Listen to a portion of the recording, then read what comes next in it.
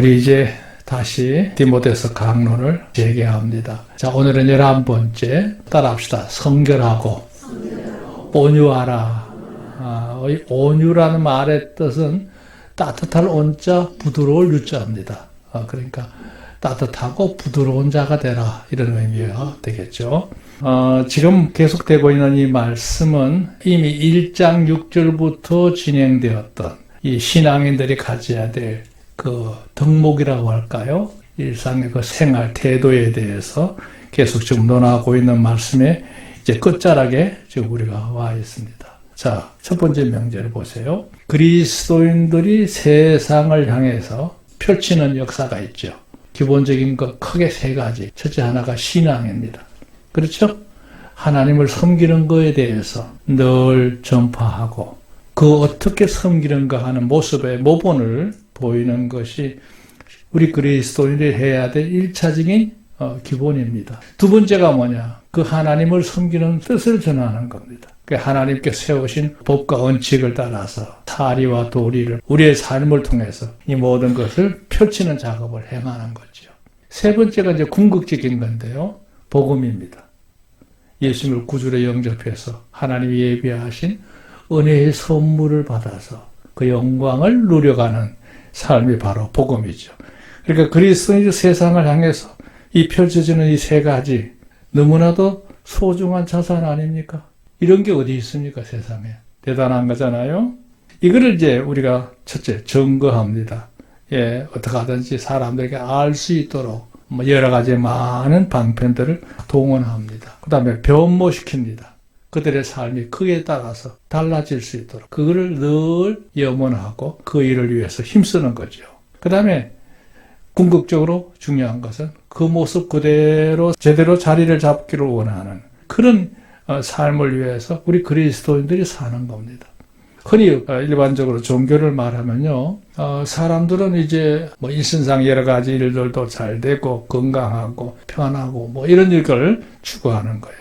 자기 위주로만 생각하는 경향들이 사람에게는 무엇이 간에 있는 거예요. 그런데 성경의 가르침은 그게 아니에요. 내가 만난 하나님을 모두가 다 공유할 수 있도록, 예, 그것을 나누는 역할을 해야 될 이 삶이 바로 우리 그리스도인의 삶인 줄로 믿습니다. 얼마나 귀한 거예요. 할렐루야. 이건 귀한 겁니다. 문제는 그렇게만 되면 얼마나 좋겠어요. 그 다음에 문제예요. 이렇게 되기까지는 그냥 되는 게 아니에요. 여기 보세요. 거의 대부분의 여러 이유들에 의해서 난색을 표해요. 의아심도 있고 거부한다는 뜻도 있고 못마땅하다는 얘기죠.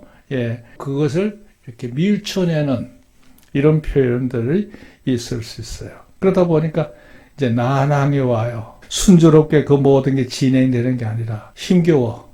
참 위험스러워. 때로는 너무나 많은 희생을 요구하는 경우들도 있어요. 형통하지 않습니다.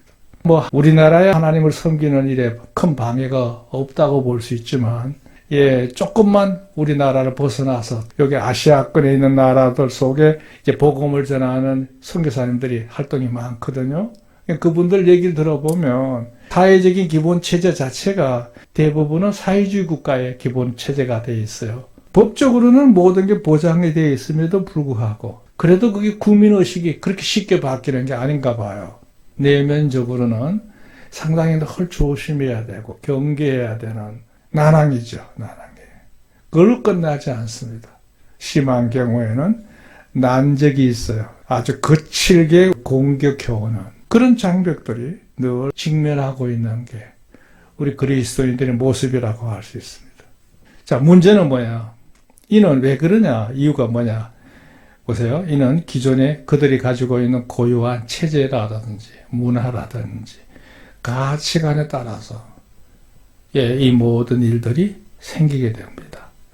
그러니까 그런 상태에서 사람들을, 예, 근본적으로, 예, 여기 그렇죠, 변경해요. 새롭게 고쳐서 바르게 살아갈 수 있도록 의식의 내부 수리를 해줘야 되잖아요. 이게 얼마나 어려워요. 솔직히 우리 교우님들 지금 저와 인연이 대부분 다 40년 이상 함께 하고 있는데요. 그래도 여러분 의식을 제가 바꾸기에는 쉽지 않아요. 그냥 듣고 받을 때는 그런가 보다 이렇게 받지만 살아가는 방식을 보면 여전히 자기 방식으로 사는 모습들을 보게 되거든요. 제 눈에 다 보입니다. 그게요, 그 양반에 뭐 고집이 있어서 그런 게 아니라 의식이 고차가 되다 보니까 그게 하루아침에 바꾸기가 쉽지 않은 거예요. 지적으로는 알아요. 그러나 실제 생활 속에서는요, 그게 가지고 있는 그것 자체가 쉽게 변경되는 게 아닙니다. 변경이 돼야 변동이 오죠. 그리고 삶에 완전히 딴 사람의 모습으로 변신이 될 수 있는 건데, 그게 안 되잖아요. 그래서 성경은 그걸 요구하는 건데. 자, 문제는 그렇게 될 때, 그걸 요구하는 이 성경의 이 모든 교훈들의 그 지향성이라고 할까요? 방향과 추진력이 말이죠. 때로는 적당하게 어느 것도 치우치지 않고 그냥 가만히 멈춰서 감방한다? 이건 있을 수가 없죠. 중약, 요거는 전해도 괜찮지만 요거는 빼버려. 그러니까 이제 그때그때마다 요리를 해가지고 그 입맛에 맞도록만 점거하면 돼요. 그런데 성경에 있는 그대로 더하지도 않고 빼지도 않고 은혜 그대로 건강하면요 힘들어합니다. 제가 인기가 있으려면요 여러분이 귀에 달콤한 얘기만 하면 제가 인기가 높아져요. 여러분 듣기 좋아하는 것만 전하면 돼요. 그런 식으로 교회를 이끌어 간다는 것은 잘못된 거죠. 그렇게 되면 안 됩니다. 이 하나님의 말씀을 전가하는 자는요 하나님의 마음 그대로를 나타내 표현해서 판단은, 받아들이는 선택은 듣는 자가 스스로 할 수 있도록 모든 요건을 정직하게 제공하는 게 바로 하나님 일을 하는 자들의 태도라고 봅니다. 근데 그렇지 않는 경우가 있거든요. 심한 경우에는 아직 안 해버려. 그래서 오늘날 교회의 모습을 한번 여러분 잘 보세요. 여러 형태의 교회들이 있는데요. 목회자 관점에서 보면 놀란다고 할까요? 가슴이 아플 만큼 그런 모습으로 교회가 진행되는 경우들이 많아요. 옳은 일이 아니에요. 사랑 여러분, 교회는 언제까지든지 하나님 중심으로, 성경 중심으로 나가야 될 줄로 믿습니다. 그 중심을 이탈하면 안 되는 거예요. 그러니까 이 말씀은 뭐예요? 중심 이탈하지 않고 하나님의 뜻을 그대로 전하려고 하면 그리스도의 삶이 세상에 만만치 않은 겁니다. 만만치 않아요. 자, 문제는 그거예요. 두 번째 이념 보세요. 하지만 진리와 복음은 초대교회 시대 이후부터 지금까지, 그렇죠? 2000년이 넘는 세월이죠. 수많은 장벽들이 있었고, 장애가 있었고, 엄청난 박해, 여러 가지 욕을 당했지만, 그럼에도 그 모든 걸 다 극복하고, 5대양 6대주에 편만한 줄로 믿습니다. 지금은 복음이 안 들어가는 곳이 없습니다. 어떻게 이렇게 됐을까요? 이는 전능하신 하나님 역사가 1차적으로 작동을 하셨겠고, 두 번째는 뭐냐? 성경의 가르침을 따라서 그것을 절대적으로 사명감을 가지고 전했던 사역자들이 있기 때문에 가능한 줄로 믿습니다. 그게다 요즘은요, 매스미디어의 이 문화 매체를 통해서 이제 전달되는 속도가 더 빨라졌습니다. 넓어졌습니다. 그래서 지금은 교회가 하나도 없는 곳에서도 하나님의 말씀을 접할 수 있는 길이 열렸잖아요, 지금. 대단합니다. 자, 문제는 이거예요. 이렇게 복음이 편만하게 되길 때는요, 하나님 일을 하는 사람들, 목회자를 비롯해서 신앙의 이력이 오래돼서 성숙한 그리스도인들이 해야 될 일이 있어요. 그걸 오늘 여러분께 제시하려고 그래요. 첫째, 내가 신령한 영성을 늘 유지하도록 힘써야 될 줄로 믿습니다. 영성 관리를 잘 하셔야 됩니다. 영성 관리. 두 번째, 하나님을 섬기는 사람들 영성만 갖고 사는 게 아니거든요. 여기 그랬어요. 선량한 인선이 착하고 의진 사람으로서 넉넉한 자로서 덕스러운 자로서 인격성을 갖춰야 될 줄로 믿습니다.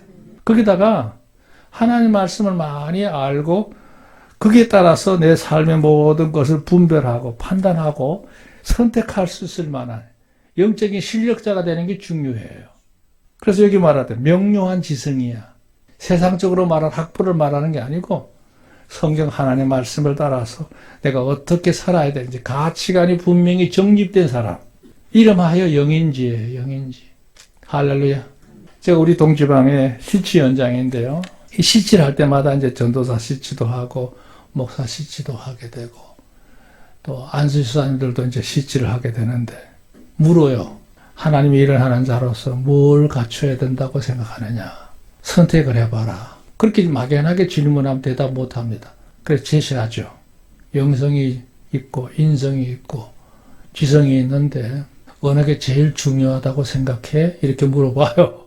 여러분 생각 같으면 하나님이 일하는 자가 무엇이 제일 1순위라고 생각합니까? 인격성입니다. 인간이 먼저 돼야 그릇이 준비되는 거고 그 그릇이 깨끗해야 거기다가 그 영성도 담을 수 있고 지성도 담는 거예요. 사람이 바로 안 되면 무슨 하나님 일을 할 수 있어요? 안 되는 거잖아요. 그러니까 복음이 제대로 건강하게 온 세상에 뿌리를 내려서 제대로 안착을 해서 그 역사를 일으키려면 성도들이 선량한 인성으로 잘 갖춰져야 될 줄로 믿습니다. 거기다가 이제 덕스러운 사람, 의로운 사람, 사람들에게 베풀어서 많은 덕을 나누는 일에 아낌이 없는 사람으로 바뀌는 것. 그래야만 이 복음이 제대로 자리를 잡을 수 있다. 이렇게 말할 수 있습니다. 이게 바로 오늘 설교의 전체적인 맥락이에요. 자, 오늘 본문으로 들어와서 일대지에 경건함으로 헌신을 다하라. 그렇게 나왔습니다. 아까도 얘기했지만 이 디모데후서 2장은요.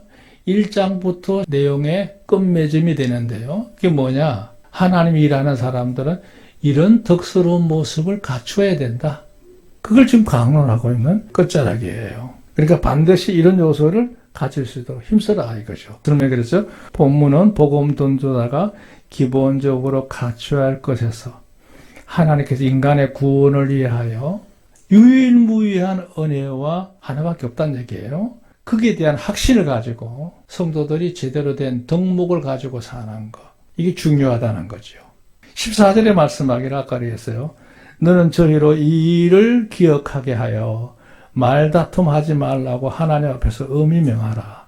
이는 유익이 하나도 없고 도리어 듣는 자들을 망하게 하려 함이라 그랬어요. 여기 설명을 잘 보세요. 교회의 중추를 이루는 충성쟁자들, 신앙에 이렇게 높은 분들 말이에요. 그리고 교회에 소속되어 있는 모든 교우들이 말이에요. 어떤 경우에든지 서로 간에 말다툼하고 불편하지 않도록 절대 못하도록 엄히 명하라, 단속하라 이건 얘기예요. 그런 일은 없어야 된다는 거죠. 그러니까 이 디모데에게 부탁하는 사도 바울의 권고예요. 교인들 간에 사소한 일로 인해서 서로 언쟁이 붙고 불편하는 일이 절대 있어서는 안 된다. 그걸 아주 엄하게 단속하라. 이런 의미를 담고 있는 게 바로 14절이에요. 왜? 그렇게 되면 서로 간에 아무런 유익도 없고 도리어 예수님을 구주로 영접해야 될 사람들마저도 복음의 문이 막혀버리게 되는. 그 어떤 분이 그랬다잖아요. 지하철에 자리 때문에 막 티격태격 싸우니까 옆에 있는 할아버지 한 분이 소리를 내. 여기 어디 교회냐고. 시끄럽게 하지 말란 얘기지. 오죽했으면 그런 말이 아니고 우스갯소리 나올 만큼. 찬양으로 소리가 큰 건 상관이 없는데 교회는 시끄러우면 안 됩니다. 예, 아주 중요한 얘기입니다. 그 뭐냐 여기 보면 언쟁들이 있는데요. 여기 첫째는 논쟁이라고 그랬어요. 논쟁. 사실 논쟁보다 앞에 보면 옆에 간주 보시면 더 좋겠네요. 사람들 사이에 일어날 수 있는 여러 가지 언쟁들이 여러 단계가 있어요. 첫째는 사생이에요. 사사로운 일로 시작돼서 시비가 붙어. 그 다음에 논쟁이에요. 누가 더 옳으냐 많으냐 하는 문제를 따져. 뭐 경우가 있느냐 없느냐 이 흑백 논리에 빠져요. 그렇게 해서 계속 팽팽하게 맞붙게 되는 경우가 있어요. 그래서 상대방이 이해를 못하니까 그런 문제가 생기겠죠. 그러다 그게 해결이 안 되면 분쟁이 돼요. 시끄러진다는 얘기예요. 자기 주장을 하다 보니까 아주 막상막하로 대립을 해요. 물러섬이 없어. 분쟁을 해결 안 되면 투쟁이 돼요. 이제 본격적으로 싸움에 붙는 거예요. 그러니 아까 문제하고는 분위기가 완전히 달라요. 상대를 원수로 생각해요. 완전히 나의 반대편으로 생각해. 예, 그렇게 해서 상대를 몰아가는 일이 벌어진 걸 투쟁한다고 그래요. 투쟁을 안 끝나요. 이게 참 문제인데요. 5번째로 넘어가요. 파쟁이래요. 파쟁. 내 혼자 안 되니까 내 편을 만들어. 내 의견에 동조할 수 있는 사람을 찾아다녀. 그러니까 이제 온 동네방네 다니면서 사정을 얘기하고, 아, 이런 일이 있었단 말이지. 어떻게 이럴 수 있느냐. 그 먼저 가서 얘기하면 이게 그 얘기를 듣는 사람 또 그게 동조해 또. 이래가지고 파벌이 나누어져서. 교회에서 아주 극악한 문제죠. 그런 일은 절대 일어나면 안 돼요. 이것까지는 안 가겠지만 6번째 하나 더 있어요. 뭘까요? 혈쟁이라는 게 있어요. 이게 없는 단어가 아닙니다. 예, 이걸 안 쓰다 보니까 모르는 거죠. 이건 뭐냐? 피 터지게 싸우는 거야. 죽고 살기로 싸우는 거야. 뭐 잘못 따지지도 않아. 막 끝까지 가는 거죠. 이게 사생적 투쟁이라고 그래, 그러거든. 그게 목숨 걸어요, 거기다가. 그러니까 이게 사소한 다툼이 시작돼서 극악하게 진행되면 이렇게도 진행될 수 있다. 이 얘기를 하고 싶은 거예요. 이건 하나님 앞에서 영광스럽지 못하고 아무 유익이 없죠. 공연히 나약한 성도들의 마음에도 시험거리가 되는 일이 되고 만다 이거죠. 절대 그런 일이 있으면 안 된다는 얘기예요. 자, 15절 보세요. 내가 진리의 말씀을 옳게 분별하며 부끄러울 곳이 없는 일꾼으로 인정된 자로 하나 앞에 드리기를 힘쓰라. 믿으시면 아멘.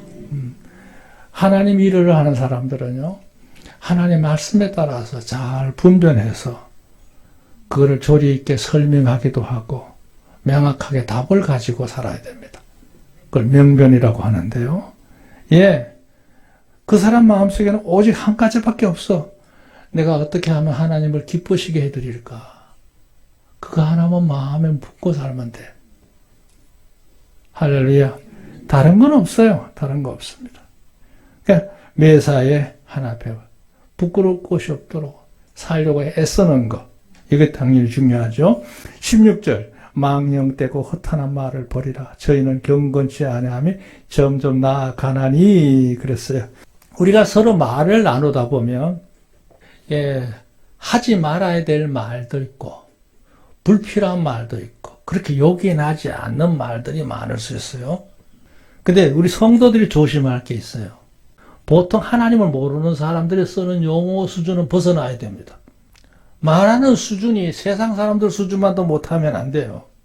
그 세상적인 말들이 많잖아요. 그 다음에 사술이라는 게 있어요. 사술이 뭐냐 하면 거짓말이란 뜻인데 거짓말이 그냥 거짓말이 아니고 자기를 돋보이게 하기 위해서 이러쿵저러쿵 자꾸 이렇게 설명도 많아지고 허풍을 떠는 경우들이 많아요. 그럴 필요 없습니다. 우리 신앙이들은요, 말이 없는 게 제일 좋고요. 말을 하더라도 천천히 하시면 좋아요. 빠르게 하다 보면 실수가 많은 법이에요. 그 다음에 이설이 있어요, 이설. 이건 뭐냐면 뜬금없이 들은 헛소문을 듣고 그게 마치 세상에 있는 여론인 것처럼 매개 역할하는 경우들이 있거든요. 그런데 빠져버리면 사람이 중심이 없어요. 유언비어에 속아 넘어가는 수도 있어요. 다 그 모든 것들은 잡다한 것이고 험한 것이다 이거예요. 그리고 대부분이 그 성질을 보면 되게 다 추하거나 악하단 말이에요. 그거는 경건에 유익이 하나도 없어요. 자기 스스로도 약해지는 거고 나로 인해서 내 주변에 있는 사람들이 좋지 않은 모습으로 바뀌어 버리기 때문에 이건 금기사항이에요. 절대 그런 행동을 하면 안 돼요. 건물이에요. 자, 두 번째 볼까요? 초대교회의 가장 큰 문제, 뭐 초대교회뿐만 아니라 현대교회도 마찬가지입니다만, 교회가 늘 신경 써야 될 중에 하나가 뭐냐면, 교회를 이루고 있는 성도들이 이단들의 역사에 휘말리지 않도록 늘 살피는 일이 중요하다는 얘기예요.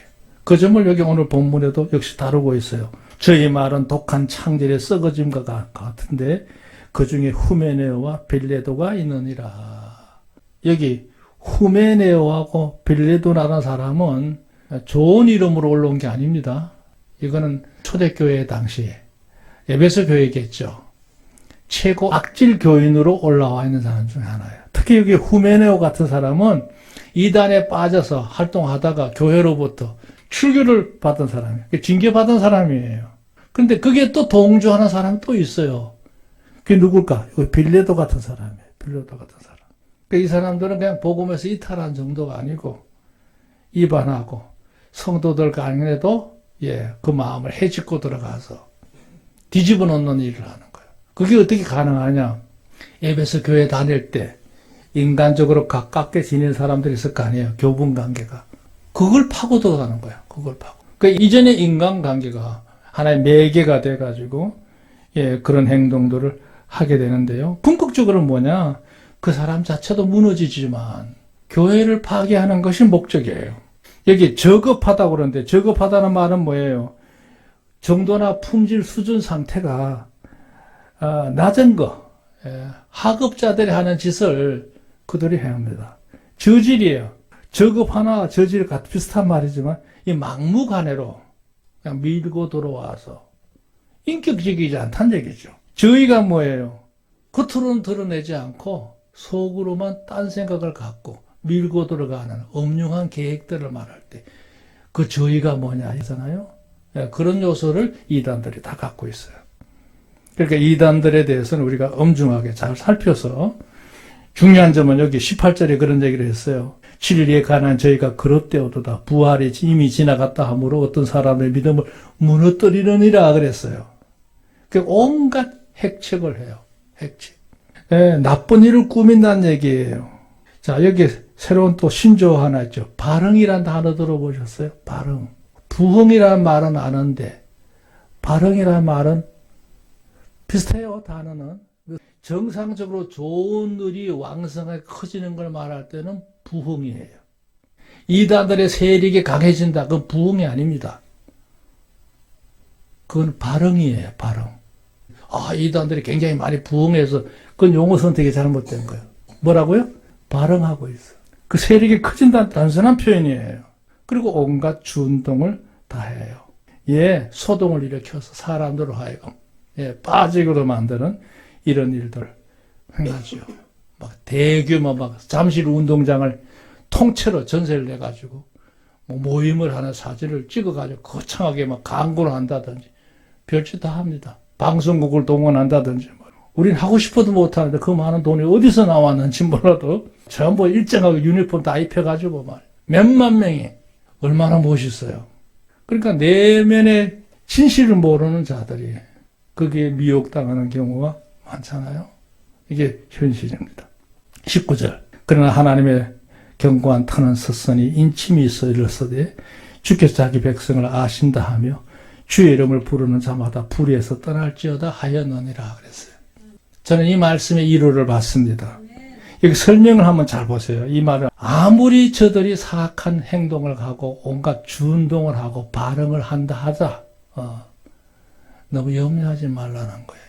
이유가 뭐냐? 태초로부터 하나님은 교회를 견고하게 세우셨어. 사탄이 정복할 수 있도록 만들어 온 통로가 아닌 줄로 믿습니다. 그게 교회예요. 하나님의 교회는 그 어떤 경우에도 절대로 무너지지 않아요. 세속의 문화에서도 무너지지 않고 억압에서도 무너지지 않고 온갖 모든 것으로부터도 절대 무너뜨릴 수가 없어요. 왜요? 세상을 존재하는 이유가 교회이기 때문에 그래요. 하나님이 세우신 태초로부터 계획해서 세우신 재단이에요. 통로예요. 그건 절대 무너뜨릴 수 없어요. 두 번째, 더 중요한 거예요. 그 하나님의 교회의 일원이 되게 한 지체들은 하나님이 자기 백성들로 삼으시고 택하신 줄로 믿습니다. 그 성경에 보면요, 하나님이 저들을 아신다 그랬어요. 아신다. 이스라엘 백성이 강자 생활할 때 민수기 16장에 보면요, 그 고라 자손들이 이스라엘 백성의 진중을 흐트러 나가지고 온통 난리가 났거든요. 사람들이 긴가민가하게 되고 혼돈 가운데 빠졌지만 물론 상당수는 거기에 넘어가서 그들의 준동을 따라서 같이 동참한 자들도 많아요. 근데 염려하고 있던 모세에게 하나님이 하신 말씀이 있어요. 걱정하지 마라. 진실로 내가 택한 나의 백성들은 나를 아는 자다. 휩싸이지 않는다는 거죠. 무슨 말이에요? 더 쉽게 말하면 절대 하나님의 교회의 대세를 그 누구도 꺾을 수가 없다는 뜻이에요. 오늘 여러분은 그 자리에 한 멤버인 줄로 믿으시길 바랍니다. 그러니까 우리가 할 일은 뭐냐? 매사에 진리에 합당한지를 잘 분별하는 지혜로움이 필요한 줄로 믿습니다. 그것만 잘 하시면 돼요. 그러니까 앞으로 우리가 사는 현실은 이단들이 많지만 두려워하지 마시고 하나님을 소신 있게 잘 섬겨가는 성도가 되시기를 주의 이름으로 권면합니다. 자, 세 번째 끝으로 따라합시다. 성결하기를 힘쓰며 유하라. 이제 이게 참 중요한 건데 여기 보세요. 잘하는 구절이죠. 큰 집에는 금과 은의 그릇이 있을 뿐 아니요 나무와 질그릇도 있어 기히 쓰는 것도 있고 천이 쓰는 것도 있나니 그랬어요. 소위 말하면 금은 목토예요. 무슨 얘기를 하시죠? 금그릇도 있고 은그릇도 있고 나무 그릇도 있고 질그릇도 있다는 얘기예요. 큰 부잣집에는 여러 종류의 그릇이 많지 않느냐. 가난한 집에는 없나요? 없어요. 가난한 집에는 나무 그릇하고 흙그릇은 있을지 모르지만 금그릇, 은그릇은 없잖아요. 그 일부러 빗댄 거예요. 여기 큰 집이란 말은 뭐냐? 여기 간주 보시면요. 하나님의 나라를 말하는 거예요. 그렇게 비유하기도 해요. 또 교회를 의미하기도 해요. 그리고 한 나라를 이루고 있는 구성원을 말하기도 하고요. 또 하나는 여기 부잣집. 어쨌든 그곳에는 그 그릇은 용도에 따라서 언제든지 귀하게 쓴단 말이에요. 문제는 이거예요. 21절. 이게 제일 중요해요. 그 재질이 뭐가 중요하냐 이거예요. 진짜로 쓰임받는 거는 누구든지 이런 것에 자기를 깨끗하게 하며 기히 쓰는 그릇이 되어서 거룩하고 주인의 쓰심에 합당하게 모든 선한 일에 쓰임이 예비함이 되리라 그랬어요. 믿으시면 아멘. 여기 21절에 대한 설명을 보세요. 문제는 그 본래의 목적을 따라 사용하고자 할 때 가장 중요한 요소는 재질이 아니고 그 상태가 깨끗한 상태가 되면 주인이 필요할 때 제일 요긴한 그릇이 되는 것처럼 자신을 성결하게 삶을 잘 준비해서 살면 하나님께서 가장 값비싸게 사용되어지는 금그릇처럼 고귀한 목적을 위해서 그 사람을 하나님이 쓰신다는 거예요. 여러분이 학벌, 재산, 인물 이런 거 안 따지는 거예요. 하나님께서 여러분이 준비만 되면 하나님의 나라의 금그릇처럼 은그릇처럼 귀하게 쓰실 줄로 믿습니다. 요즘 흙수저, 금수저 하는데 그걸 개념 아닙니다. 그 세상적인 가치관 얘기고 하나님의 일은 그렇잖아요. 내 태생이 중요한 게 아니고 내 상태가 늘 깨끗한 상태가 유지가 되면 진리의 말씀 옳게 분별해서 내가 반듯하게 바로 내 자신의 관리를 잘하고 살면 하나님이 절대적으로 고귀한 일에 그 쓰임받을 때 그가 하나님 앞에 귀한 통로가 될 줄로 믿습니다. 이거 잘 이해를 하셔야 돼요. 22절 말씀. 그러려면 구체적으로 이렇게 한 거예요. 내가 청년의 정욕을 피하고 주를 깨끗한 마음으로 부른 자들과 함께 의와 믿음과 사랑과 화평을 쫓으라. 그래서 1차적으로 여기 설명을 보시면 좋아요.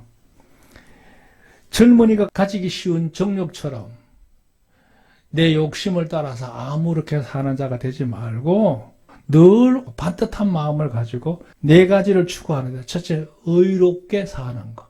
두 번째, 믿음을 지키며 사는 것. 세 번째, 내 마음에 따뜻한 사랑을 품고 사는 것. 다섯 번째, 모든 사람들과 좋은 마음 관계를 유지하는 일로 힘쓰고 살면 그는 반드시 하나님으로부터 들어쓰임을 받는다는 거예요. 할렐루야. 그렇습니다. 여러분 출세하는 방법은 다른 거 없어요. 반듯하게 살면 돼요. 그러면 때가 됐을 때 하나님이 귀하게 쓰시는 줄로 믿습니다. 23절 마땅히 주의 종은 다투지 아니하고 모든 사람에 대해 온유하며 가르치기를 잘하고 참으며 그랬어요. 그러니까 어리석은 사람들처럼 함부로 쉽게 흥분하거나 분노하거나 변론에 빠지지 말고 반듯하게 너 삶을 잘 관리하면 하나님이 반드시 그 가문을 이렇게 세울 줄로 믿습니다. 하나님이 함께 하시기를 주님을 축복합니다.